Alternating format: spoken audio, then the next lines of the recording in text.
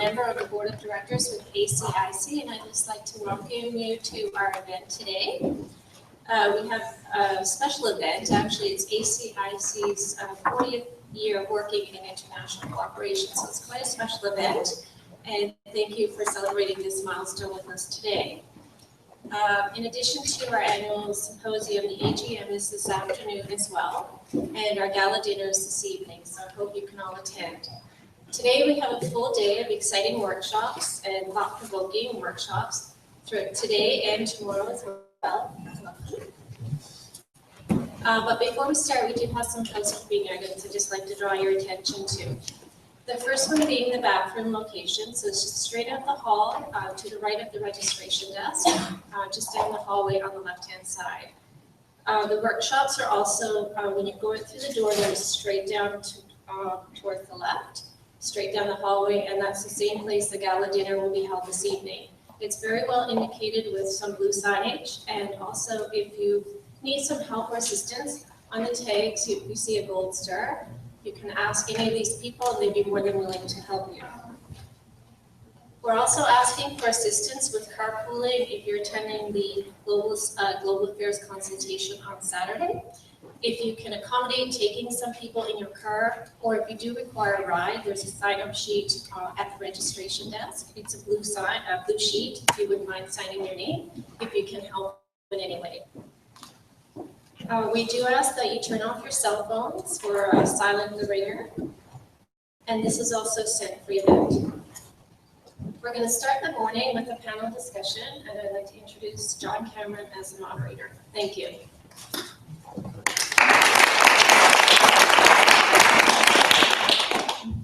Thanks. Good morning, everyone. My name is John Cameron. I'm a member of the ACIC board, and I also teach international development studies at Dalhousie University here in Halifax. Our first panel this morning is titled Vision Forward, Change and Challenge in Transforming Our World. We've got 4 panelists from 4 different ACIC member and partner organizations, and they're going to speak to us about forward-looking visions for volunteerism, engaging Canadians, and partnerships. Each panelist will have 10 minutes to speak, and we'll then have about 30 minutes for questions from the audience and discussion at the end. I'd like to introduce all 4 panelists, and then I'll turn the microphone over to them. So first up, we'll have Mubarak Omar.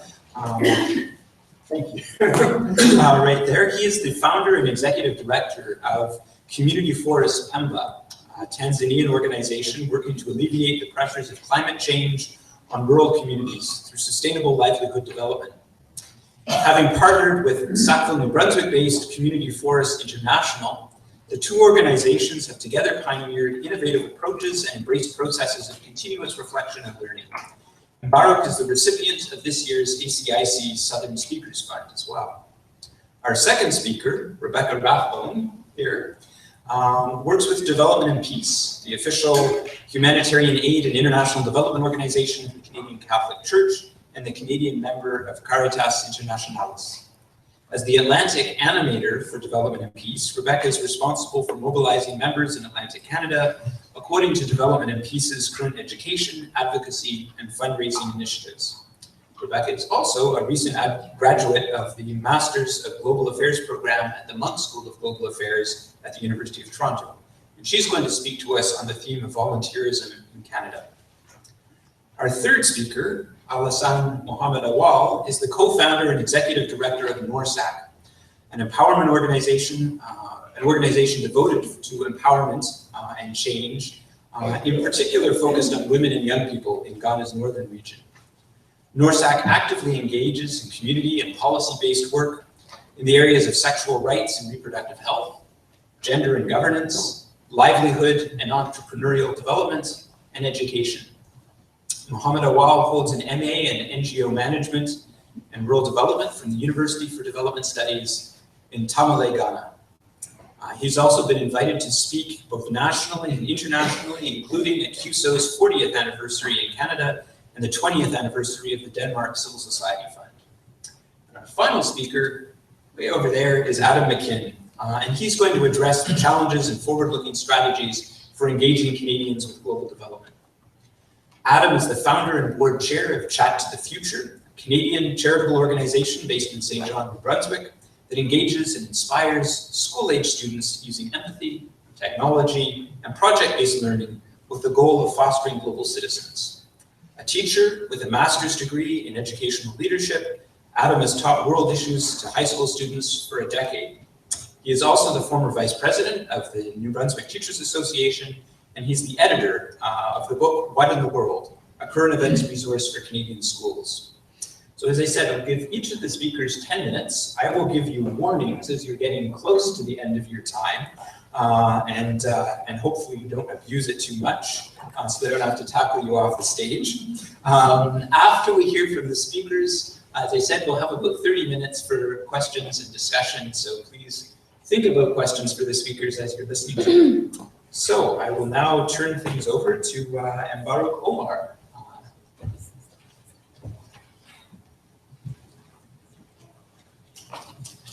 Thank you very much. You draw my attention early with the time.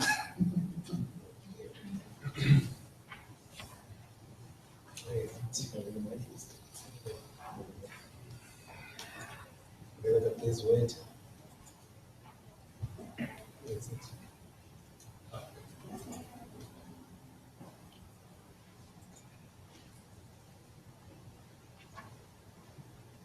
Thank you very much. Thank you, everyone. Thank you, moderator. As you mentioned that, my name is Mbaruk Musa Omar. I'm the Executive Director of Community Forest in Pemba. And I'm working with my colleague, my sister NGO called the Community Forest International, based here in Canada at Sackville, New Brunswick. I'm coming from the island called Pemba. Normally,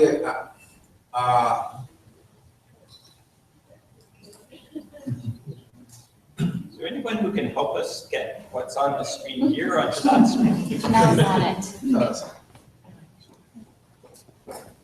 Moderator, you have to start again at time.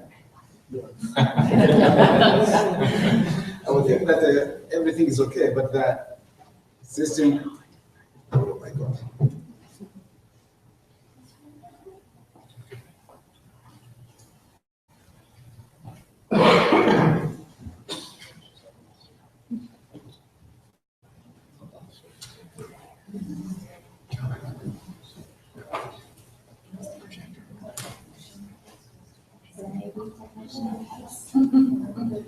If we need technical assistance, I can get somebody.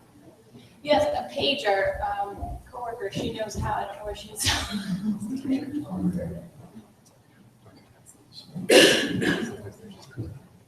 This might be a good time for a joke. And I actually have one, which I'm a little bit worried it's inappropriate, but I'll tell it anyway. Otherwise, we can be just listening to silence.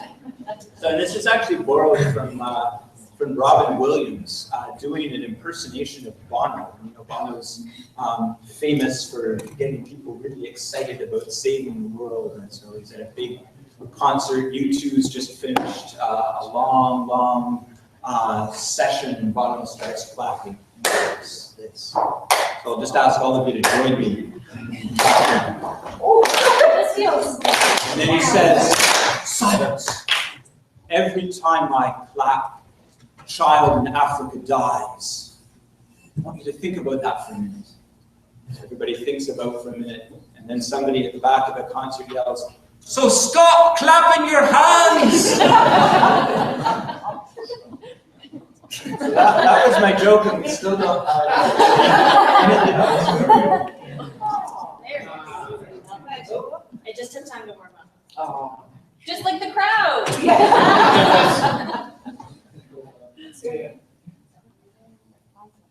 All right. Okay, I'm restarting my stopwatch. Okay. Thank you.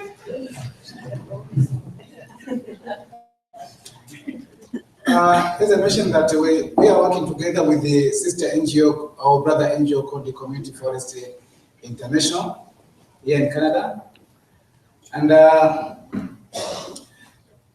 we are coming in a long journey together with this NGO or with my colleague Jeff. So I'm basically coming from the island that is called the Pemba. Pemba is a sister island with the Unguja that made Zanzibar. So we are working here in the island called the Pemba Island. Arabs, they call it Al Jazeera. But white people, they call it Green Island during that time. So because that island was covered with the natural forest, has a population of 511, 576 people, and the growth rate is 2.2, and the areas is 980 kilometers square. Right now, we are working together with the, as I mentioned, with the sister NGO, with a project supported with the European Union, concerned with the Global Climate Change Alliance on Scalable Resilience. Let me introduce some of the activities that we are doing. The major activity that we are doing is tree planting. People, we distract our natural resource in different areas, and right now we have a problem. The problem of cutting trees, and also made other problem for other rivers and the small lakes to be dry. So the other was also now it is difficult due to that, due to the problem of salt water test. We are planting, we establish a community nursery in different areas in Pemba, as you see from that picture. And during the rain season, that is called in Swahili Masika, together with the secondary school student community, ourselves, we are participating to plant trees in different areas. Another activity that we are doing is agroforest activities. So we are planting the trees together with the other crops, so that community in different areas and farmers, so they are so aware for these activities.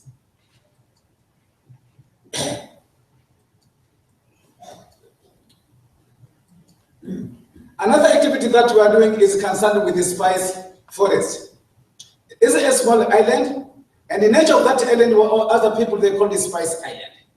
Because of the different spices that we have, including vanilla, cinnamon, lemongrass, black pepper, and others. Another activity that we are doing with that project is rainwater harvesting. Because some of the small islets, they have a problem of water. They are traveling to spend more than 15 hours for looking for water by using dhow or using canoe or wooden boat to find the water. So one among the islets that we support them is Kokota Islet.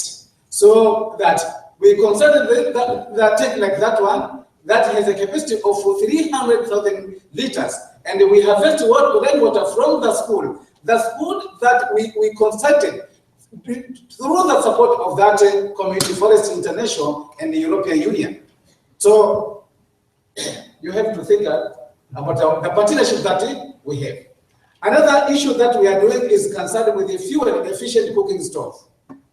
Because as you know that many of the women, they are going there to the natural forest, cutting the trees, and then to use local stove with the 3 stones. And every side they are putting firewood, so they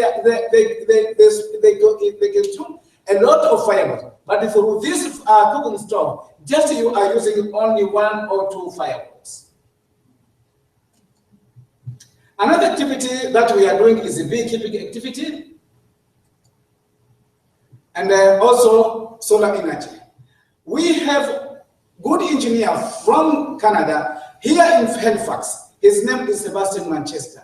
He took his master's degree in Halifax University. This is our engineer that we are using to install different areas solar energy to support the community. Kitchen garden also is one among the activities that we are doing there to the community. Almost most of them is women, and this is one among the examples that we are doing there. What are the challenges facing partnership to change? This is a major for me to come here from Zanzibar to tell them.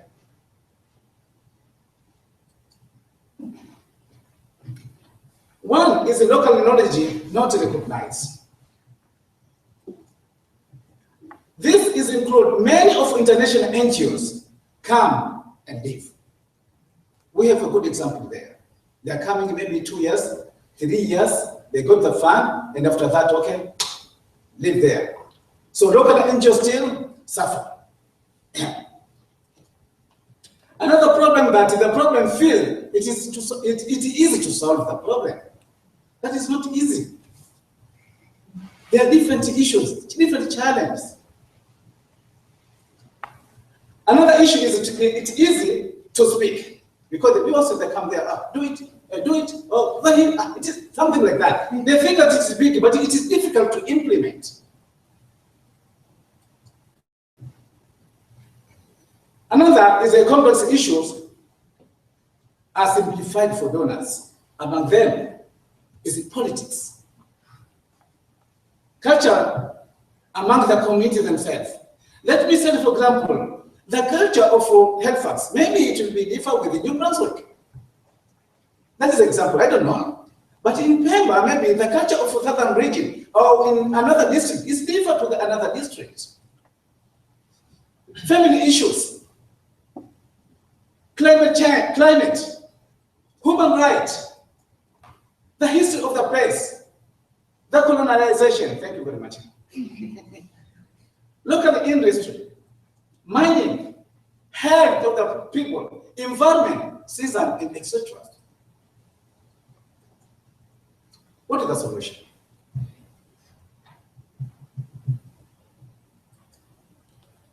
Let us lead local partner first. Let us speak, including our voice.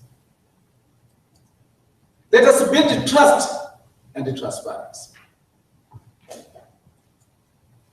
During the time I have a little bit story. As I mentioned first, that we are coming far away with that Community Forest International. With that guy, he is in Zungu, white person. I'm African. I'm Muslim. He's not Muslim, Jeff. Even CFO staff are not Muslim. We started without nothing, but just I have an idea. It is hard to speak. He suffer. He stay in my house in difficult times. It is difficult. Normally the culture that we are using cassava, banana, rice. It is different with the culture of Canadian. They are not, I don't know, maybe since I came here different times, this is the first time to come here, never see white people in Canadian use cassava. They are using banana, but it's red banana. But Jeff, we say together. It is difficult even his family to trust me. Sometimes it was hard. It was very confidential issues, different Simon. You are staying with that guy is Muslim. He will not take care for you.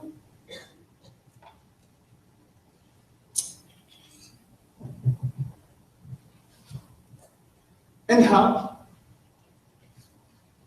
CFI and Jeff, he was with me. He supported myself. He supported the Pemba community. Now we have a change in my island. We have different forests that or natural forests that we planted. Millions of trees that we planted there. It's home. It's a partner between me and CFI.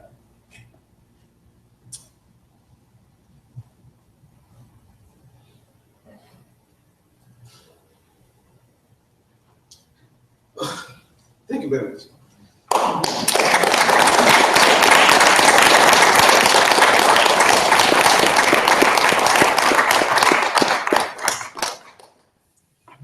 Thank you very much. Next up, we have Rebecca Rathbone to talk to us about, I can't remember what you're talking to us about, but you will tell us what I you're can talking tell you, about. yes.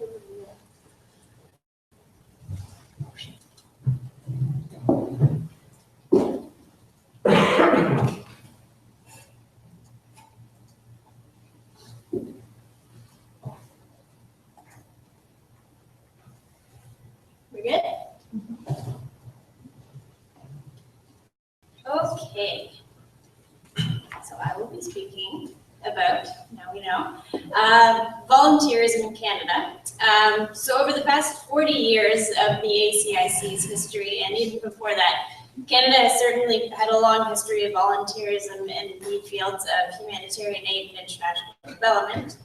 And what I'm going to be talking about is what the Aid and Development Volunteer Corps has generally evolved into today in Canada and in the global north in general, and to give you a real-life example about how we at Development and Peace involve volunteers into our work. So it's interesting, I think, that I get to talk to you from the perspective of a modern faith-based organization, since it was the church who was responsible for the earliest aid and development interventions via religious missionaries. And of course, the first major secularized wave of aid and development work happened at the end of the First World War to rebuild Europe after each of the two world wars. And then as Europe stabilized, in the second half of the 20th century, attention shifted from rebuilding Europe to essentially cleaning up the mess that was created by European colonization. And it was during this time that many Canadians first had the opportunity to go abroad as volunteers and live and work for extended periods of time in communities in the global south. And these people were and still are the first-hand witnesses to the problems that are at the heart of aid and development work. And these experiences largely shaped the views that they then brought back to Canada. And many of these people then landed jobs in various aid and development groups or offices. And this process, of course, has evolved into the modern system of aid and development that we know today, where these fields have both become very professionalized and even academic. So this is the context that our modern volunteers work in. It's a largely amateur working force and a largely professional environment. So now I'll talk to you about the Development and Peace volunteer experience. Before I do this, I'm going to take you on a very quick whirlwind tour of the organization so that you can better understand my explanation of our volunteer experience. So Development and Peace, in a nutshell, was founded in 1967 by the Canadian Council of Catholic Bishops. So we're actually celebrating our own milestone next year with our 50th anniversary. We have two departments. First, our International Programs Department, which mobilizes our work overseas and takes a partnership approach to aid and development. So this means that instead of sending professionals or even volunteers to communities in the global south, we instead partner with local organizations who are already established in the communities and have an intimate knowledge of the problems that face the communities and engage their entire community to come up with lasting and effective solutions. And then, of course, our In Canada Programs Department complements the work of our international partners by running education, advocacy, and fundraising initiatives that attempt to create systemic change that will prevent the social and environmental injustices that happen in the global south in the first place. And this is where our volunteers come in. So our volunteers volunteer almost exclusively through our In Canada department. So this means that we don't do the traditional method of go abroad and work type volunteers that became popular in the 1960s. We don't offer that, and we never did, even though, you remember, Development and Peace was formed in 1967 when this phenomenon was becoming popular. Now let me switch languages a little bit, and this is important. Our volunteers are not called volunteers, they're called members. And we keep a very small staff, and our job is to, as staff, is to support our members in carrying out the education, advocacy, and fundraising campaigns in their communities. So the ratio is approximately 60 staff to 7,401 registered members. So this essentially just means they filled out the registration form as of the end of last month, according to our database. But the actual number of members in the sense of people who support our work is actually much higher. For example, in 2013, we did an education campaign about mining injustices, and we collected and sent over 80,000 signed postcards to members of Parliament to call for an ombudsman for the Canadian mining sector. So essentially, Development and Peace is a movement that is driven by our members, aka our volunteers. And even the highest decision-making body of the organization is our National Council, which is made up of regional volunteers to represent each province or region in Canada. So there's a lot of different types of members, and there's many different possibilities to get involved with development and peace. And just to name a few possibilities of many, people can volunteer by representing their region on that national council, organizing or even just participating in development and peace events, becoming a share year-round monthly financial donor, signing a petition or advocacy card, or even just something simple as saying a development and peace prayer. So you can see there's many ways that people volunteer for development and peace. And sometimes it involves money, sometimes it just involves giving up a Saturday, sometimes it involves giving up a couple of evenings in a month, and sometimes it just involves finding a quiet time to say a simple prayer. But the key thing is that every time, no matter what it is you're doing, it involves solidarity with our brothers and sisters in the global south, and that's what we stress to people. So why do we do it this way? If most other organizations offer a once-in-a-lifetime, incredible experiences to go and work abroad, why does development and peace choose not to do this, and why have we never done this? Well, this is largely because our work is and always has been guided by the principles of Catholic social teaching. And if you're interested in learning more about these, you can sign up for my workshop this afternoon. Shameless plug, not so shameless. There are 10 of them, and actually once you get to know them, it's interesting because you'll find that they're not really that exclusively Catholic, but they're quite universal and quite commonsensical for people who work for social and environmental justice. So to blow through these very quickly, the 10 principles that guide all of development and peace's work are the dignity of the human person, common good, solidarity, preferential option for the poor, stewardship of creation, subsidiarity in the role of government, participation, rights and responsibilities, economic justice, and peace. So I obviously don't have time to explain them all in detail now, but I think that the first one, the dignity of the human person, really best encapsulates the method to our madness, if you want to call it that. So this principle essentially means that the dignity of each and every person is put at the highest importance in society, and especially in our work. Because when we make plans for others without consulting them, and if we don't give them a proper voice at the table, which is essentially making them the voice that we listen to, then we don't respect their dignity, and instead we fall into the trap of the global north knows best and everyone else should follow suit, which we don't agree with. So we don't send people abroad to build a house for someone or to put an agricultural plan in place, because the people in these communities know how to build houses and they know how to farm. So instead we respect their dignity and their intelligence, and we stand in solidarity with them as they implement their own initiatives, and we help in whatever way they ask us to. So we do send members on special trips, but these are called solidarity trips.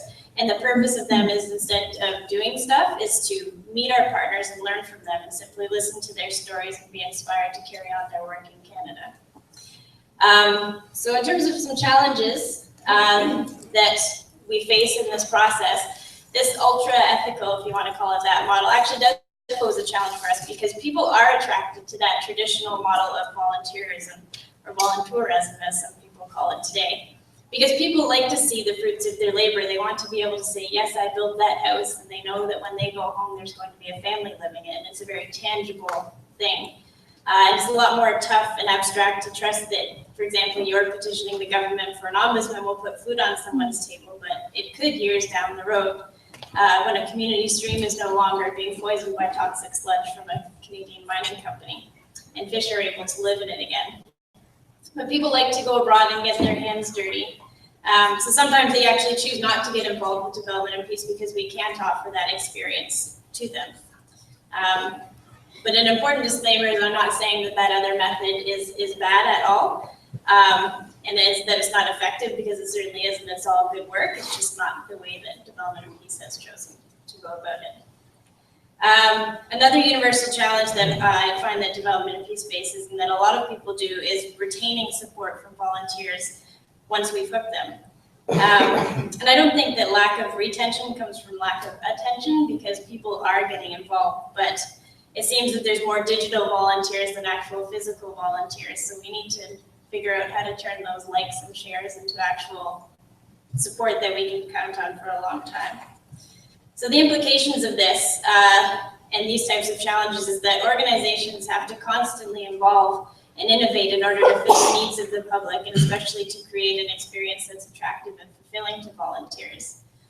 And as we've seen over the past century, the fields of aid and development are constantly evolving, and it's possible for organizations to hang around and engage generation after generation, like we see with the ACIC celebrating their 40th anniversary.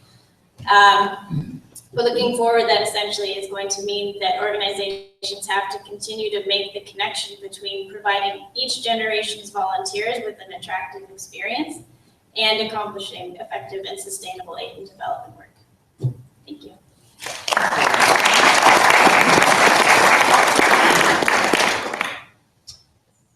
Thank you very much, Rebecca. So our next speaker, our third speaker, is Alassane Mohamed Awal from NORSAC, an ACIC partner organization based in northern Ghana. And he's going to speak to us about volunteering in the international context. Turn it over to you. Thanks. Thank you very much.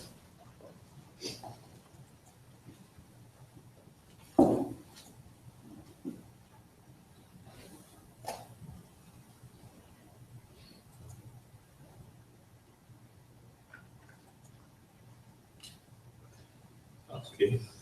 Good morning to you all. Okay. Let's have this exercise first. Can you look at the person next to you and say, good morning to you? I am a volunteer. Can you do that for me?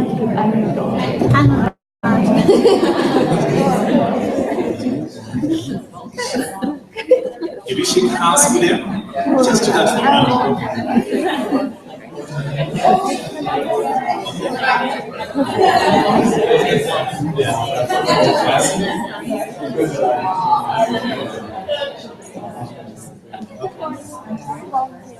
Do I have something on the screen? No. Thank you. What have you really done this morning that you have just told your neighbor that you are a volunteer? What have you done this morning?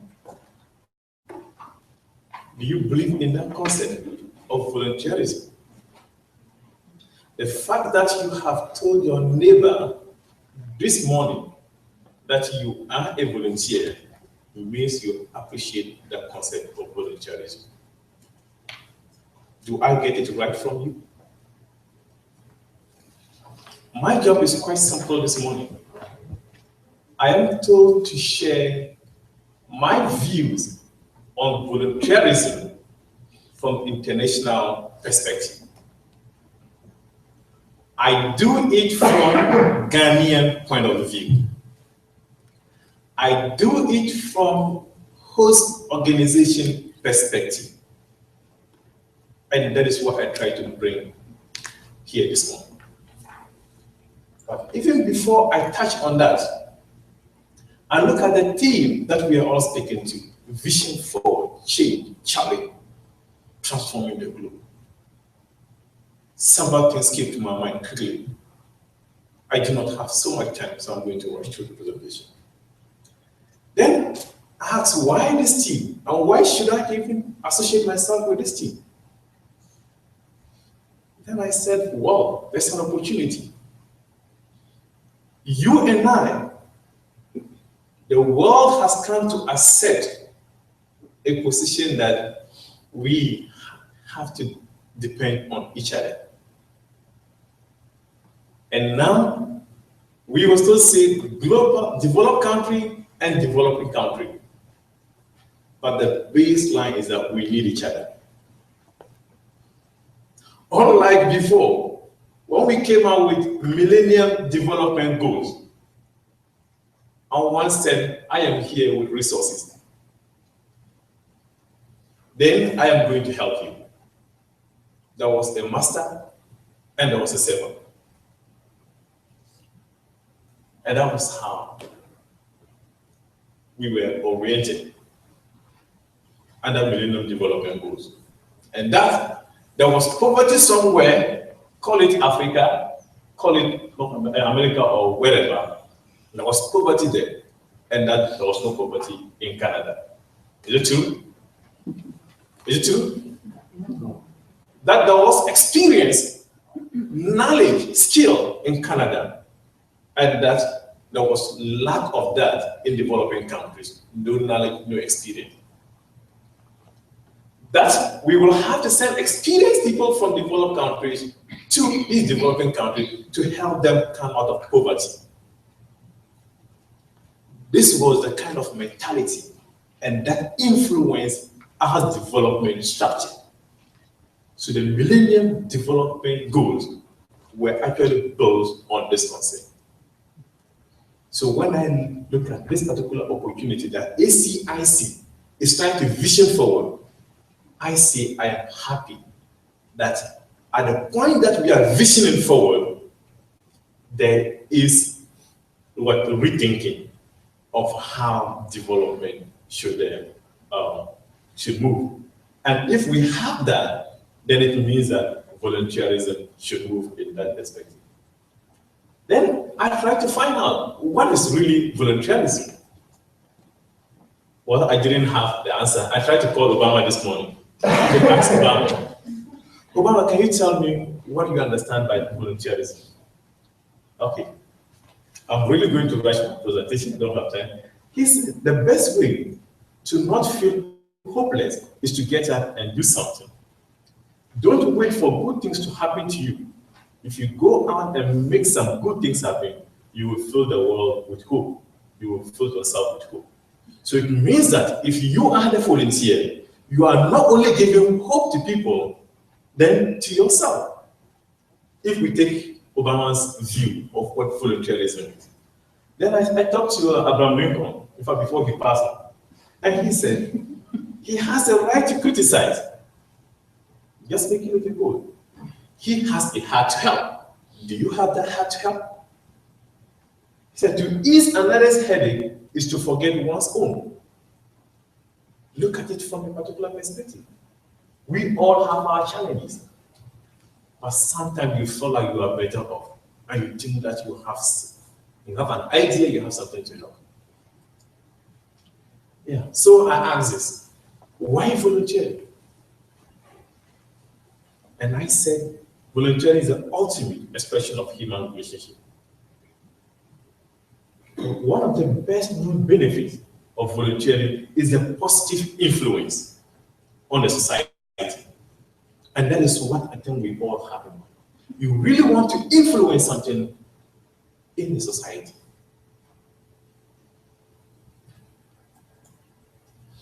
Yeah. I said volunteering permits you to join with your society, and that's what I said, influence.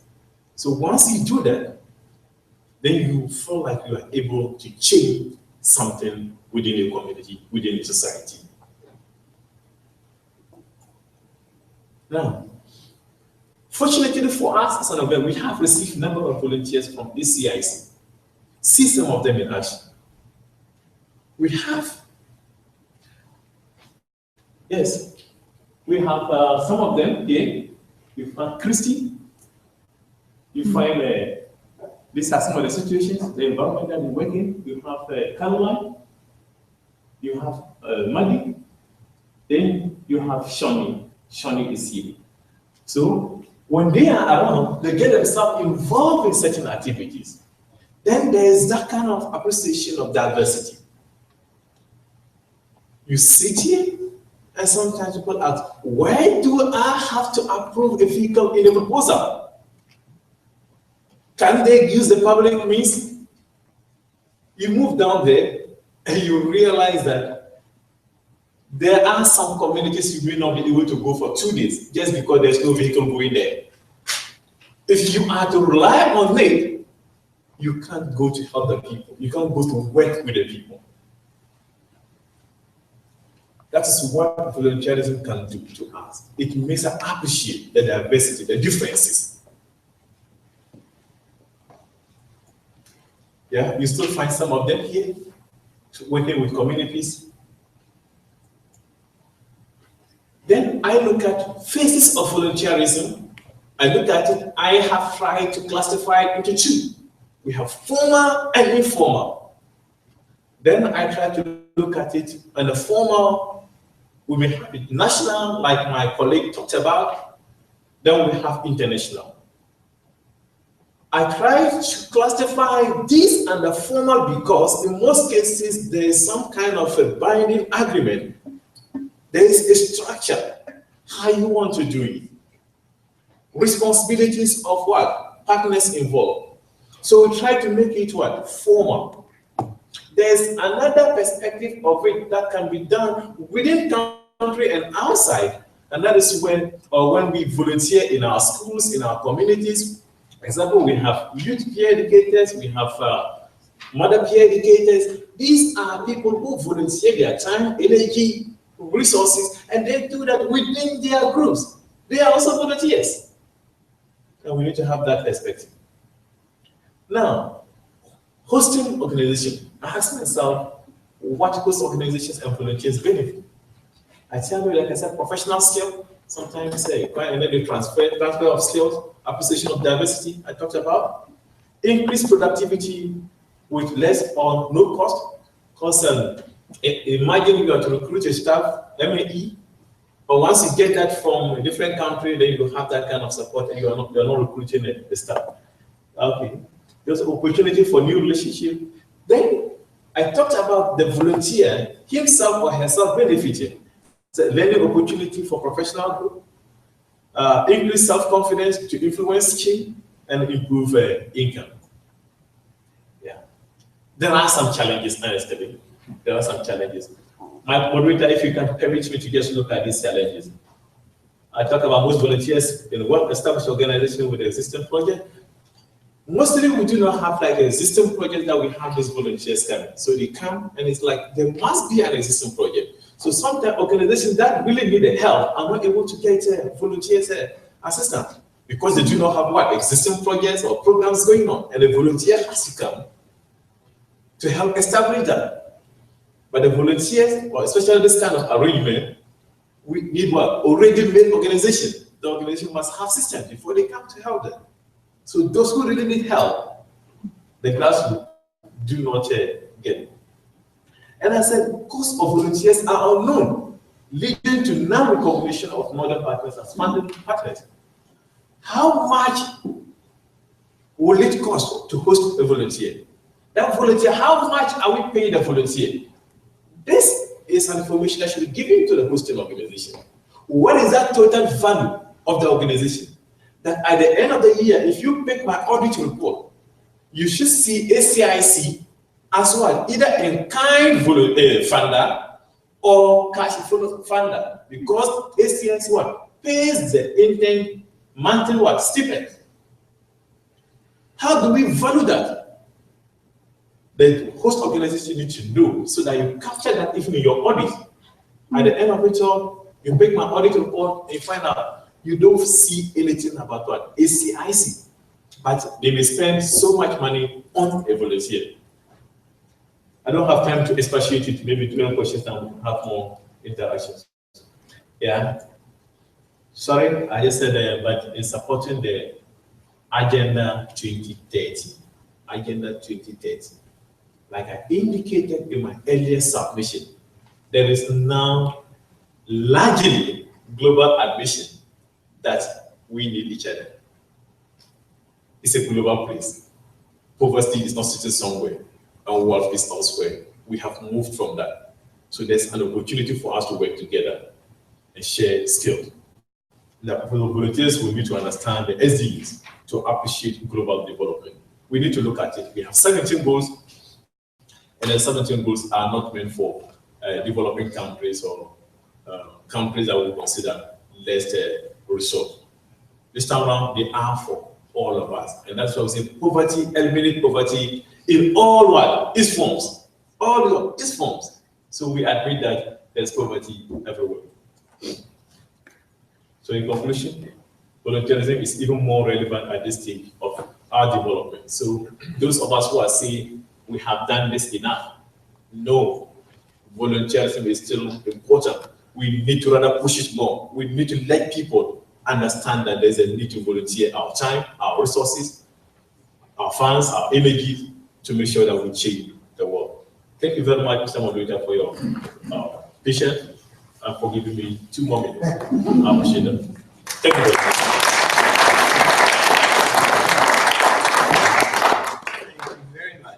last but not least, we've got Adam McKim to talk about the challenges and strategies for engaging Canadians with global justice and global development.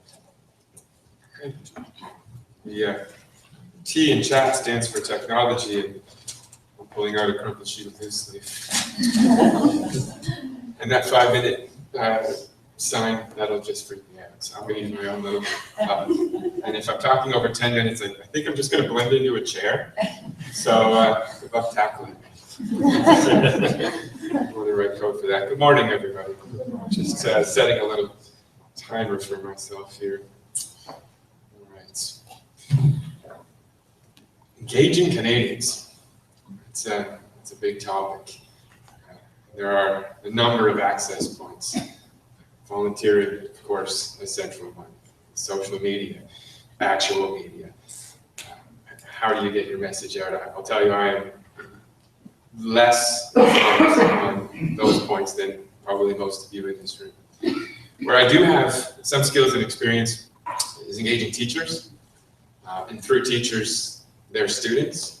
And then the next step beyond that, which people often don't think about, I call it winning the dinner table, because those students go home. And in my house, we ask our kids, what was your highlight of the day?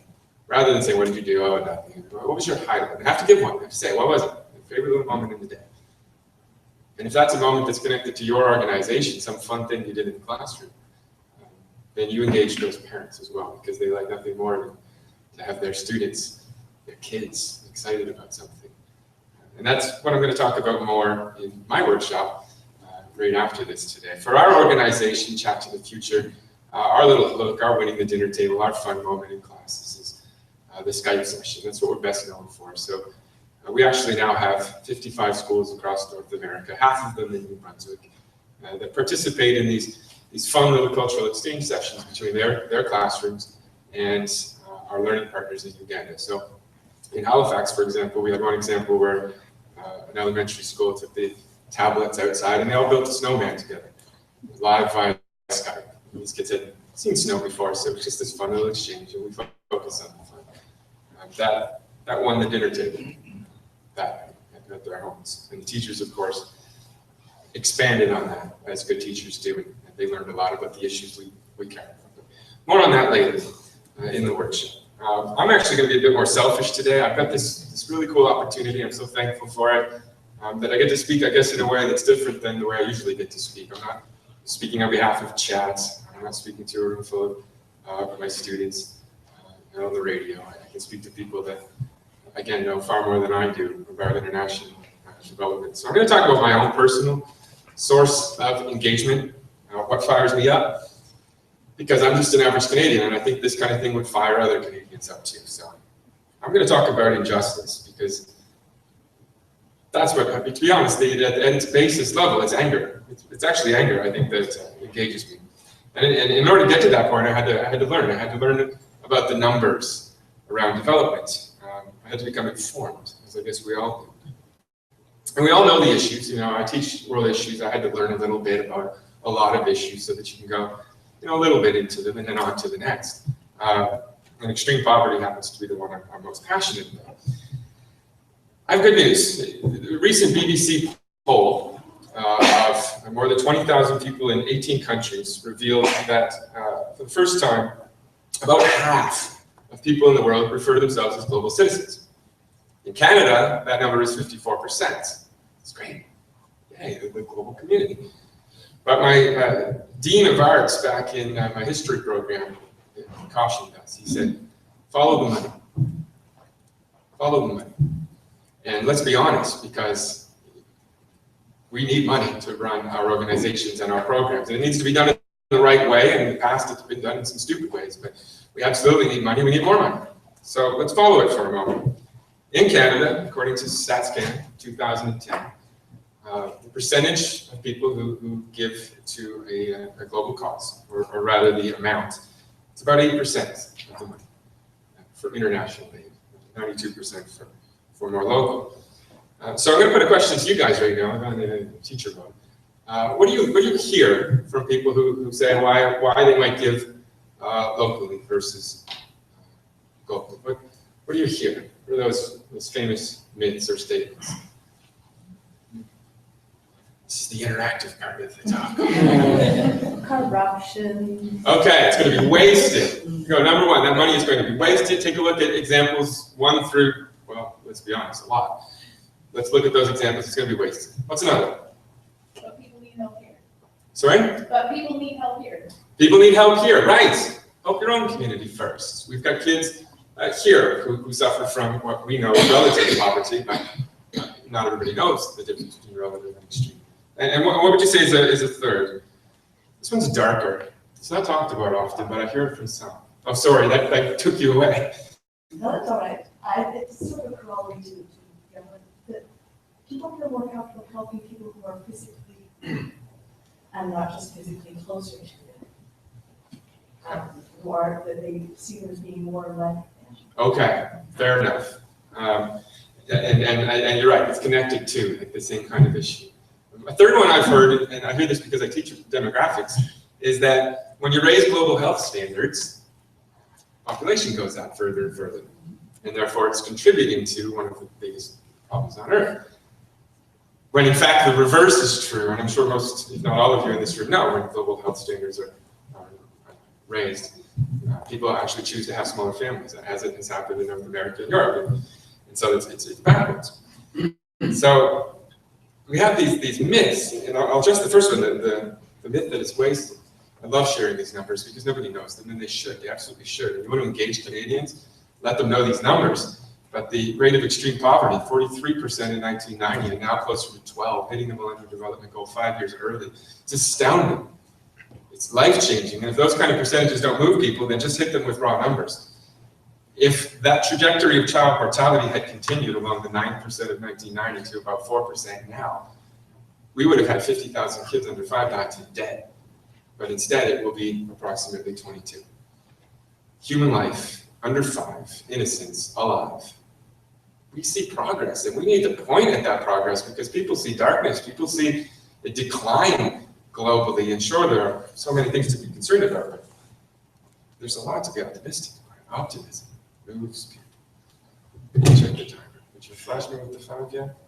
Good. So, when we see 8% from private donors, perhaps it's because they're making other assumptions. Perhaps they're assuming that the big organizations with the deep pockets are making these gifts on their behest. They're doing it. So when you look at a recent article in The Philanthropist, they evaluate the giving of the top 150 foundations in Canada. Only 57% of them give anything internationally, and of that group, their international giving is 6%.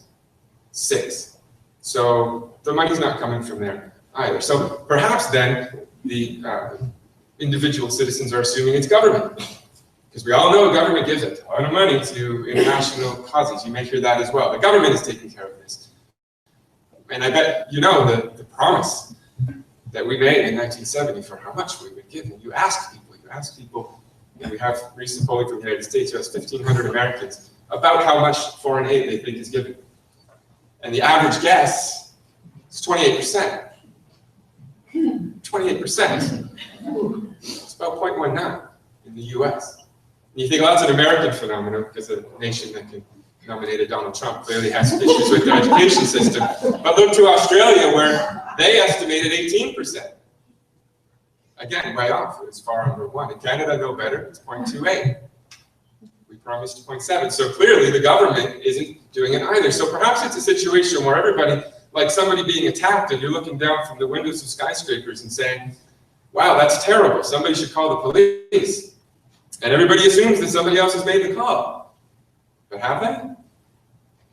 I wonder if that's the scenario that we are seeing. So how to prioritize? Local, global. I know it's provocative, but the word provocative was actually used in the email that we were all sent at this talk, so here it is. Local versus global. Is it safe to talk about it? Because it gets people's back up. It absolutely does. And we can talk about growing the pie, and of course, that's what we should talk about. Grow the pie so that when we fight for our slice, it's not at the expense of another. But let's be honest, if it is a fight, if it's a cold war between the two, because you often hear it celebrated. Oh, this money will go local. This money will go local. You hear it all the time. Global's getting its ass kicked. We truly are. And I don't know if we should be talking more about that just to move the needle a little, because I'm not so sure there's a lot to lose, but there's a huge amount to gain. A recent TED Talk by Hugh Evans, somebody who I admire, the CEO of Global Citizen. That's what our organization, Chat to the Future, does. We try to develop global citizens on a very, very small scale. He's working on a big scale, concerts in Central Park, wonderful videos that, again, will engage Canadians. If you've not looked at the Global Citizen YouTube channel and how they spread the message of the SDGs, please do. In a recent TED Talk, he said what he thinks global citizen means. He defined it. For me, it was the first time. It was how I kind of thought about it, but it was nice to hear somebody flat out say it. He said it's a person who sees themselves first and foremost, not as a citizen of their nation, their tribe, their state, but as a member of the human race, first and foremost. That's a prioritization statement. And if you think of the world like that way, as apparently 54% of Canadians do, then what you actually have are people in your own country, who cannot go to a hospital to get the most basic of things fixed, who cannot even attend a school. It's happening right in your country. And my proposition is that that comes first. And the words that pop in my head when I watch that TED Talk is global triage. It's like a hospital.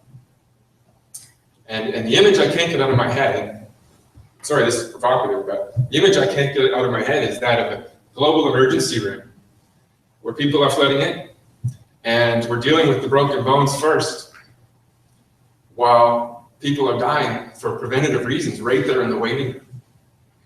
And the cheerleading team is fundraising in the lobby for their trip to New York.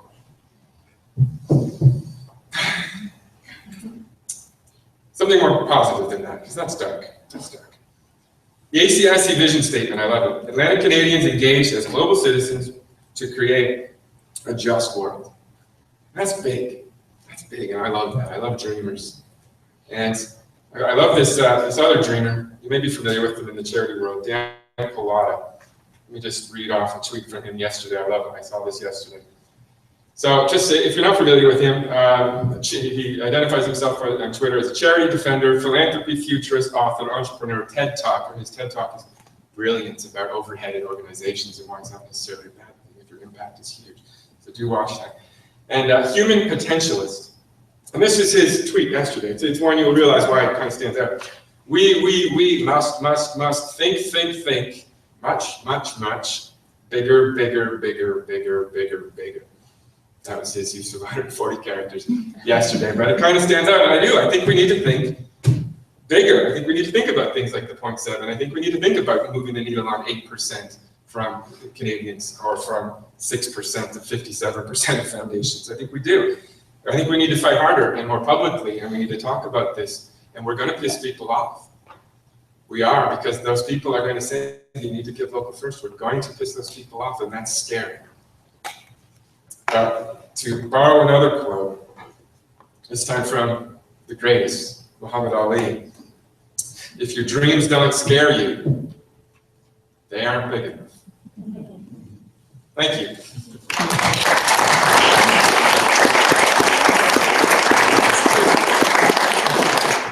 That's great. Thank you very much to Adam and to all the panelists. So we've got about 20 minutes left. And what we'll do is, hopefully there are lots of questions and comments. Take a round of questions, 3 or 4.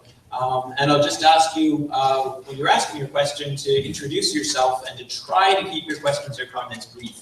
So we'll take a few questions and then we'll give the panelists a moment to respond. So we've had Mubarak Omar on the need to take the concept of partnership really seriously, not just to give it lip service, but to really take the substance of partnership seriously. We've heard from Rebecca Rathbone about the appropriate roles for Canadian volunteers in global development and global justice. Al Hassan Mohammed about volunteerism from a Ghanaian perspective, and Adam on the challenges and need to think really big about engaging Canadians with global development and justice issues. So, open it up to you. Questions? Comments? David McKay with ISCO. Just a comment or a question with Adam there. You mentioned that your understanding was that the population decreases when health results increase. My understanding was that when you develop the so-called welfare state where you have pensions and people have jobs and there's security about getting old and all these other things, that in the Western model, people have less children because children are a way for your take care of in their old age. So that was my understanding. I don't know if that singularly that health thing does it if you vaccinate or do different things that improve people's health, whether that reduces the need for, to have a number of children. That was mine. I was just wondering why your perspective fit differently. I don't know. Actually, can we take a few more and then we'll turn it back over to you, just so we don't take up all our time with the first two questions. Assuming there are more. Does anyone else want to ask any questions? Yes, you go on there. I would say thank you to all the presenters. I really hope that you have great ideas and great lessons for all of us to learn. And my question will particularly go to Mr. Mubarak. Mr. Mubarak, you've spoken about diversity and the challenges you had bringing gender fitting in your community. And defeating the challenge, you've spoken about the change and the love that both of you have brought to the village, to the community of Pemba. And actually, you remind me about the saying, a quote of Nelson Mandela, that when we lose the privilege to be different, we lose the right to be free. But because we accepted that difference, and Jeff accepted the difference, you have your community. And thank you very much for that. My question will be, how are youth involved in this change? Because they are also great agents of change. The second small question will be, has the presence of Jeff taught your community more, or what has it taught the community at large? And then lastly, last year, December, the president of Tanzania signed a decree to do not celebrate the Independence Day of Tanzania, but he went on street with some members of parliament to clean the streets. What positive influence did that have to the youth, and how will you build on that to bring more change and more improvements in Canada? Take one or two more. Yes, right there. I have a question, it could be for any of the panelists, but something that Mr. Mubarak resonated with me that you said was about complex issues being simplified for donors. So I guess my question, and maybe something that Adam said could speak to that, but can any of you comment more on how you could see we can balance this when donors have so many causes that are vying for their attention and their support? So how do we strike a balance between oversimplifying yet firing them up and finding something that speaks to them? Any more questions? One more, right here in the front row. My name's Mira, and I just had a question for Rebecca. How do you engage youth to join your program instead of joining like the flashy programs where you travel around the world, like to make your program sustainable in the long run? Okay, great. So we've had 4 good questions. One about the impact of health improvements on decreases in population. Question about the simplification of complex issues for donors. Questions about the challenges of engaging youth without the flash of exciting overseas experiences. And a question about challenges of partnership. So I will turn these over to you. Why don't I let you respond you can respond to whichever of the questions you like. Some of them were targeted to particular people and others are a little bit more general. So why don't we just start in reverse order this time. Adam, we'll let you start off. Sure. I'm no expert on demographics. As a classroom teacher, I think it's incumbent on me to learn from the experts. And of course, in this quick little talk, you can only just hit that one indicator to help, but it's far more than that. It's, as I have learned about families now dreaming that their kids would have a better life, one that includes education. And educated people, of course, delay marriage. They have fewer kids, they start later. Empowering women, that's how I teach it in my class, those three central components of health, education, and empowering women. And I learned that from my favorite, Professor Hans Rosling, a Swedish statistician, it's hard to say, who just makes numbers sing. You want somebody who can simplify statistics and really make somebody feel like they understand the world better, but they weren't at all bored.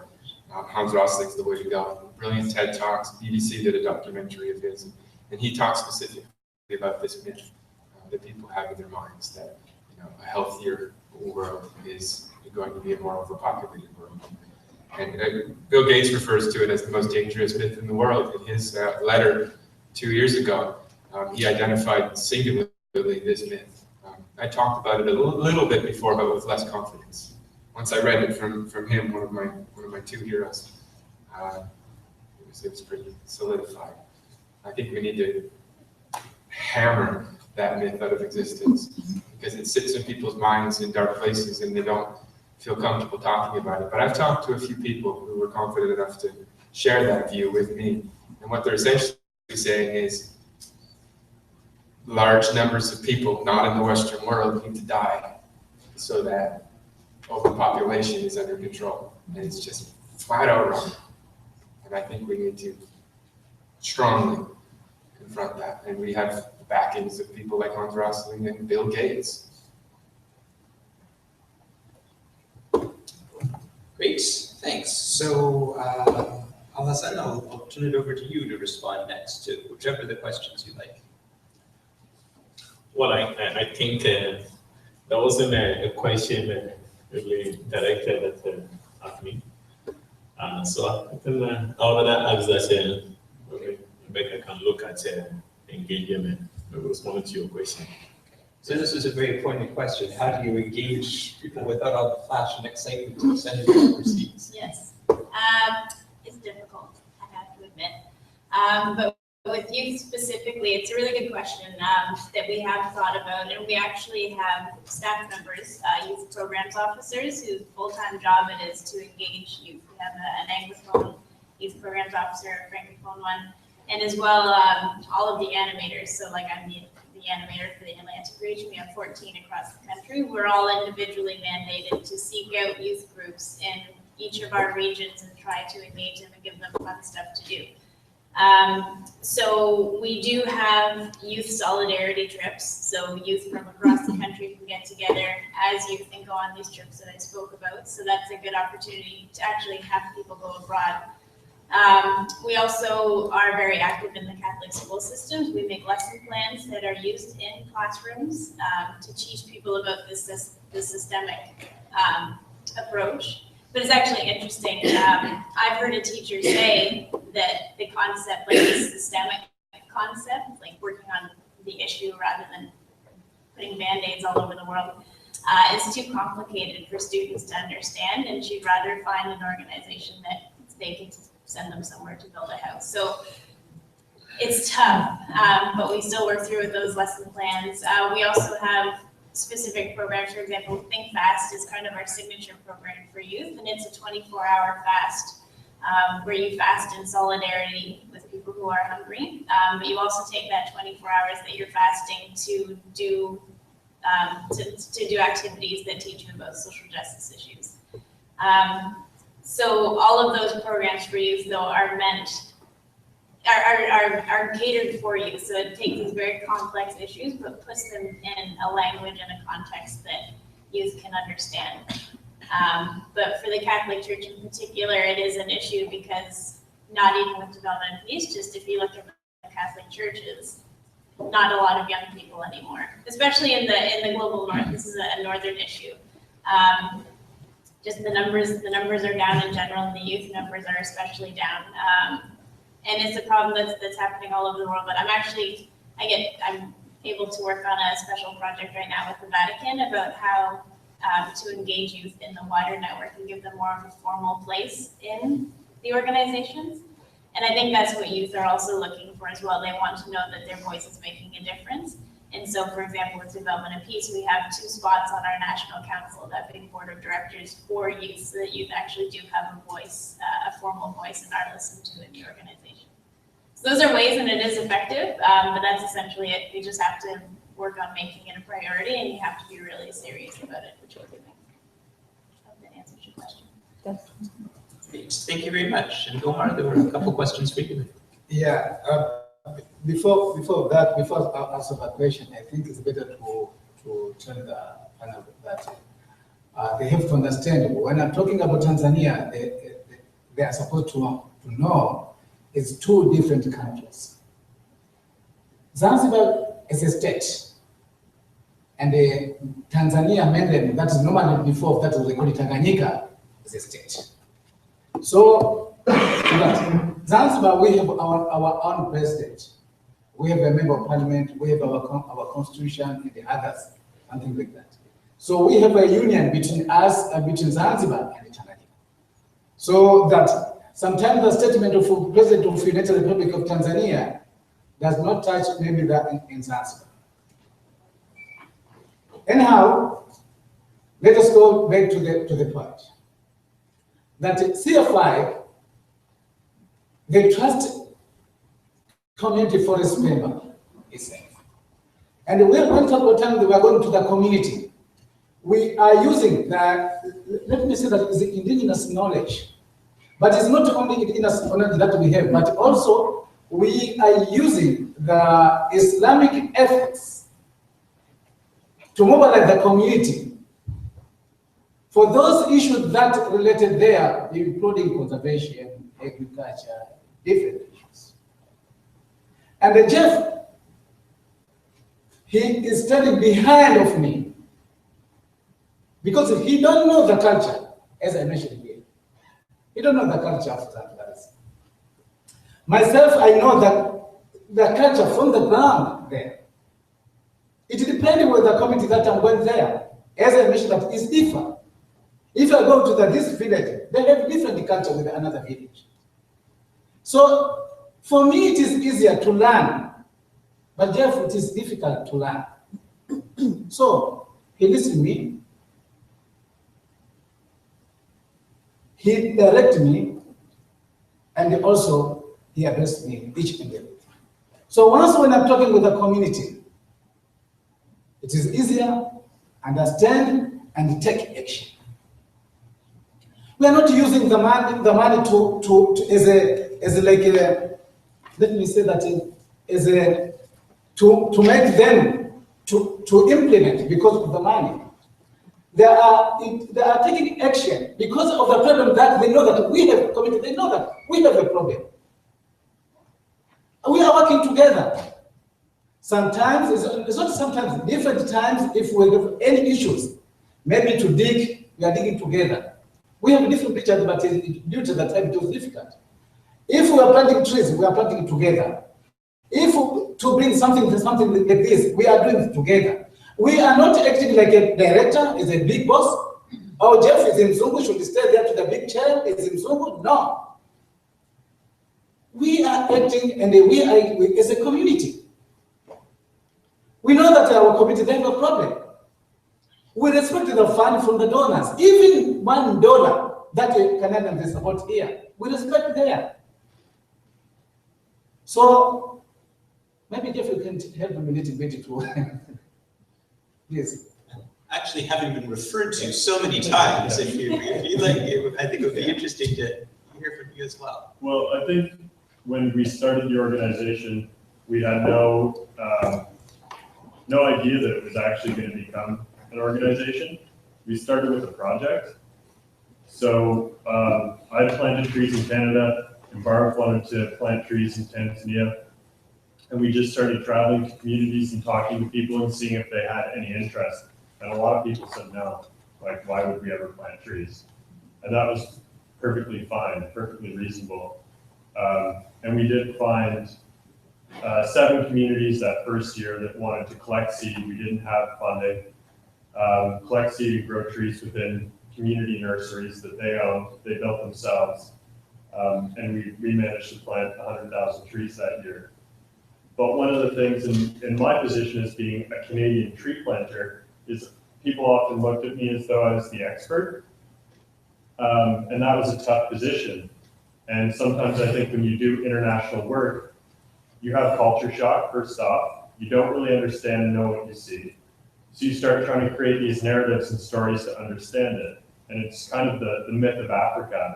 This place is one country where people are poor, and I don't know what's going on, but I know I help people and they were smiling. But based on the friendship that I built with Environment, like in one community in particular, people kept saying, what type of tree should we plant? And I was like, I don't know. Like, I don't know the first thing.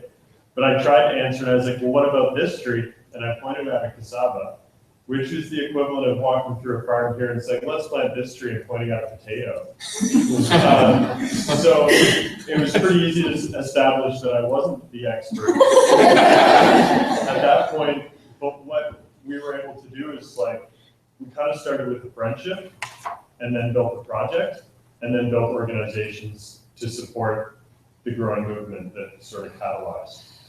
And often I tell people, if you want to go and help people around the world, like, just make friends.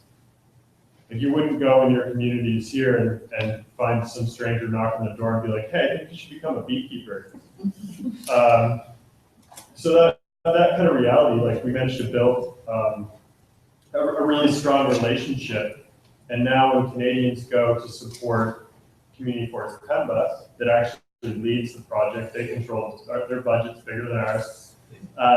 They manage everything. We actually just support the technical staff. So we'll maybe bring Canadian beekeepers that have worked internationally to go work with beekeeping officers, and that's just been our approach. So focusing on the relationships between technical staff, now, you know, coming from having to Google how you start an international organization and taking it from there, we've learned quite a bit about systems and processes, and we're giving a workshop later today talking about what we kind of cobbled together by borrowing a bunch of different sources. But like Embark and I will work together, have weekly calls if I'm not in Pemba, and talk about sort of organizational issues. But in terms of what happens on the ground in the field, like, it has to come from Pembans. Great, thank you very much. So we've had some, I think, some pretty powerful ideas about partnership, about volunteerism, about public engagement in Canada, and I've been trying to think about how we might bring this all together. We've all been challenged. I've been reminded in many of a theme that's come up, especially in terms of Canadian volunteerism and how to respond to the disinterest and interest of Canadians in global issues is one of the key premises in public engagement work being to meet people where they are now. That as much as we may think that we know what people should be doing, it's not going to be much help if we tell them that this is what you need to do. It's just not an effective strategy. So there's a need to meet people where they are. The charitable impulse and the drive to help people through charity is really powerful, and that's where a lot of people are, or certainly a lot of Canadians. And I guess from Adam's presentation, we're lucky if people are that far. So that's a big step beyond not caring at all, is caring enough to engage in a charitable manner. But then one of the challenges that I think you've all presented us with in different ways is how to move people beyond those initial helping impulses towards a perspective that's more focused on justice and partnership than helping from a perspective of superiority of expertise. And we heard some ideas, strategies for doing that in the Canadian context, but also about how our partners in the South, perhaps sometimes more subtly, accept, respond to, work with Canadian volunteers and Canadian staff to try and also cultivate that perspective. I think you've told us you do it very modestly, subtly, but I think we've heard all of you in different ways talking about the need to meet people where they are, but then to try to move them beyond that. Adam challenged us to think really, really, really big. So on that note, I just ask you to join me in thanking our panelists for some really inspiring ideas.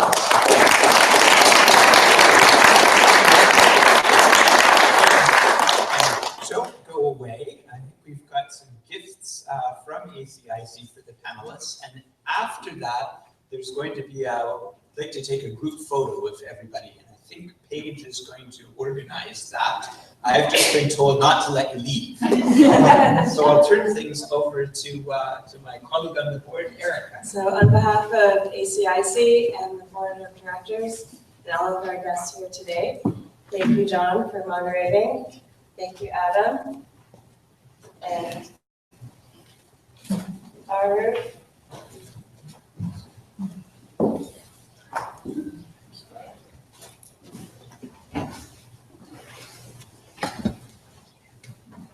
And Rebecca. And Alexa. Thank you very much. Thank you.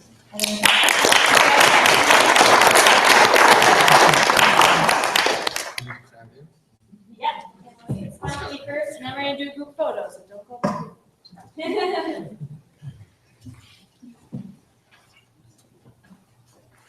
Lovely. All right, folks, so we'd love to have a picture of all of your smiling faces. So I think what we're gonna attempt first is filling the second row here with chairs. One group sitting, one group standing behind them, and one group standing in the third row. So if everybody can move over here, we're gonna give that a shot first and see if that will help hopefully layer us so that we can get a nice clear photo. We have a timer on it, so everybody in the photo, please. Yes, so can you move that chair all straight to the end? And then we're gonna see the now. All right.